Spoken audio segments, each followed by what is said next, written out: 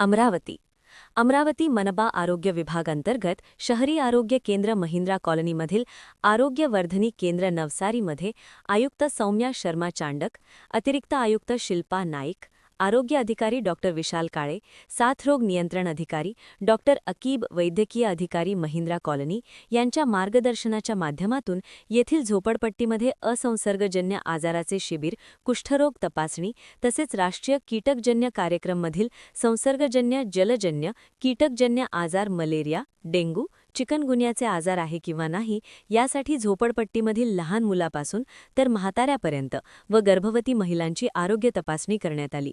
BP, sugar, anaemia, रक्त तपासणी, रोग निदान शिबिर करून शेकडो मूल-मुली, गर्भवती महिला यांनी औषधोपचार घेतला. तसेच कुष्ठरोग अधिकारी डॉक्टर विनंती नवरे यांनी कुष्ठरोगाचे लक्षणे व त्याबद्दल माहिती दिली व सर्वाची तपासणी सुद्धा केली. डॉक्टर अकीब, वैद्यकीय अधिकारी महिंद्रा कॉलनी यांनी सुद्धा स्वच्छता राखून आजार होऊ नये म्हणून मार्गदर्शन केले.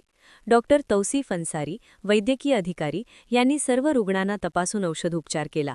साथरोग नियंत्रण अधिकारी डॉक्टर रुपेश खडसे यांनी साथीचे आजार होऊ नये म्हणून डास निर्मूलनकरिता पाणी साचू नये, स्वच्छता राखण्यास मदत करावी, डास मारण्यासाठी हर्बल अगरबत्ती व झोपताना जाळी लावावी असे मार्गदर्शन केले.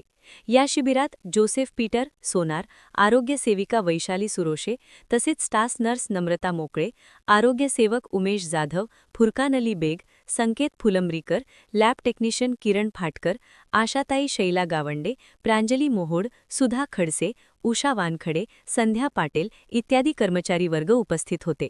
शेकडो नागरिकांनी लाभ घेतला व येथील नागरिक खूप आनंदी झाले व मनपा आरोग्य विभागाचे आभार व्यक्त केले.